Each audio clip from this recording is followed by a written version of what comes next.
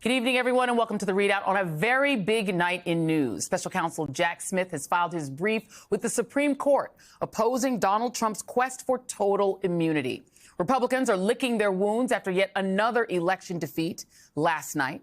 And Maryland Senator Chris Van Hollen joins me after his powerful floor speech accusing Israel of a textbook war crime in Gaza.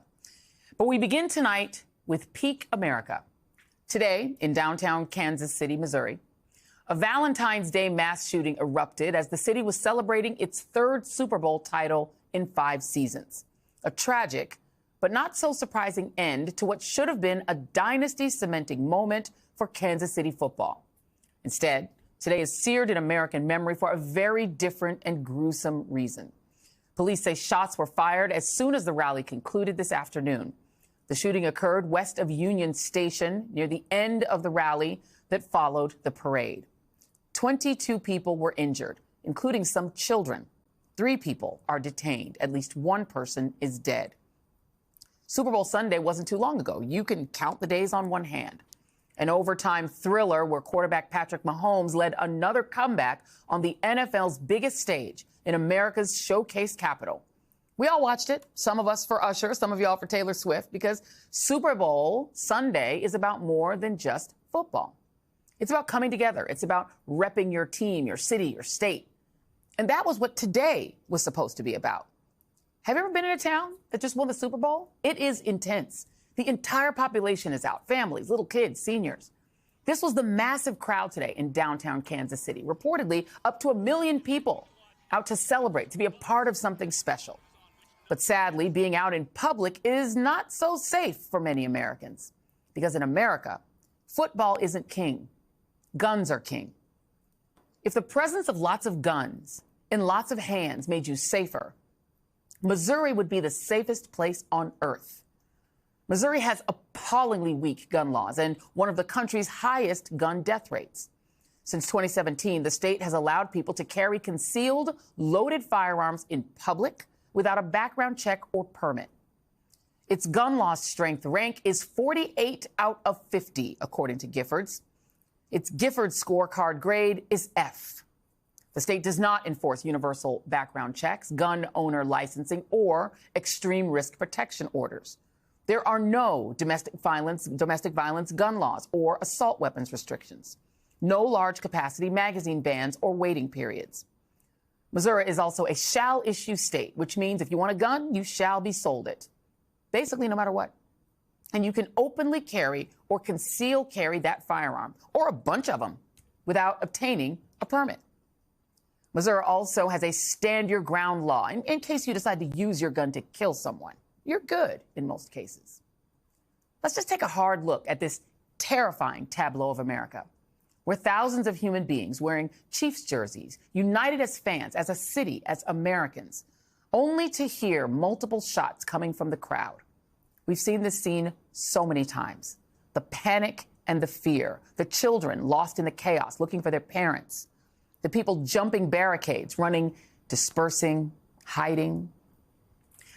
Today also marks the 6-year anniversary of the mass shooting at Marjory Stoneman Douglas High School that left 17 people, mostly children, dead. 6 years ago to the day, and so little has changed. In fact, it's only gotten worse. There are now even Americans who have experienced more than one mass shooting, like these parade attendees who experienced gun violence today, as well as at a school years ago. Some screenings should go on that tells the person they cannot purchase a gun and may have mental health problems. That should draw a red flag when they are doing gun checks or purchasing of guns and checking that they should buy them. It should have a red flag. It doesn't have to be why they can't purchase this gun or they have a mental health or committing a criminal act or something else, like they broke the law and used a gun during that, or of which they broke the law and may have murdered somebody or whatever the case may be.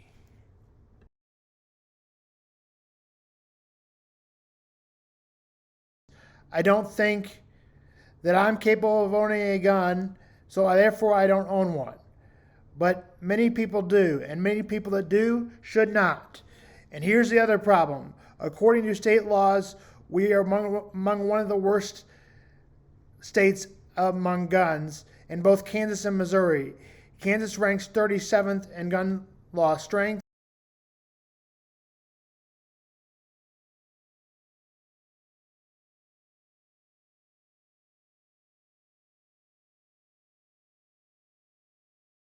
Th 38th in Missouri and gun law strength 9, gun violence 24.4, gun law strength 9, gun violence rate of 10.3.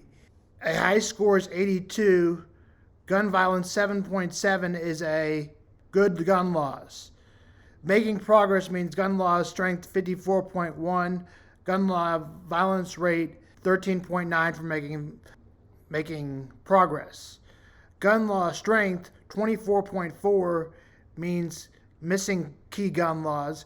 Gun law violence 16.3. In a weak system, gun law violence strength 14.7, gun law violence 17.5. National failures. The topic we go on, I think, is we'll have a problem getting to. When we have more open time, we'll do this more. We have laws of common that have small populations.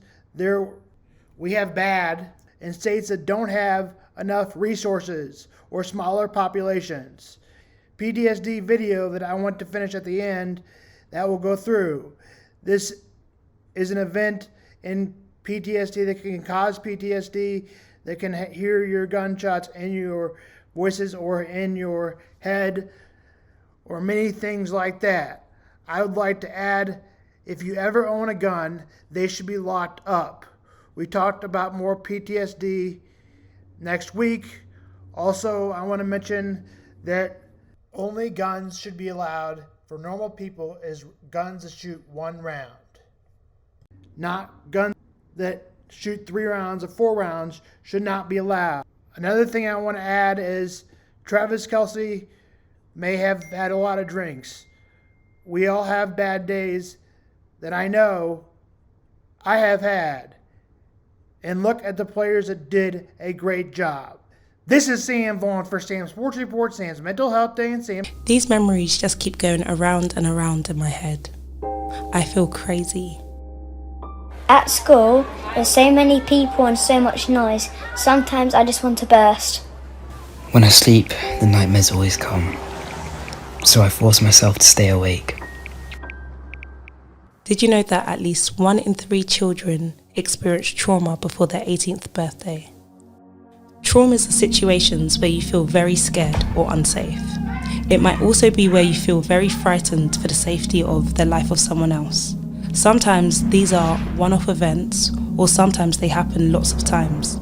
It might be hard to even remember one time from another.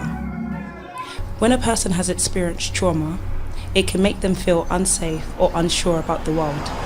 It can be normal to feel this way right after you've been through trauma, as you make sense of what happened. But if these feelings last for months and make life harder, it could be PTSD. PTSD stands for post-traumatic stress disorder. Sometimes people think PTSD is just for people who've been through war, but it's not. It can be experienced by anyone who's been through trauma. In fact, in some cases, up to 1 in 3 children who experience trauma might go on to develop PTSD. So what is PTSD? PTSD can look different in different people. Many people with PTSD experience flashbacks or nightmares. These are memories that might come out of nowhere, or they might come when you see, hear, or smell something that reminds you of what happened. They can make you feel like you're in danger all over again.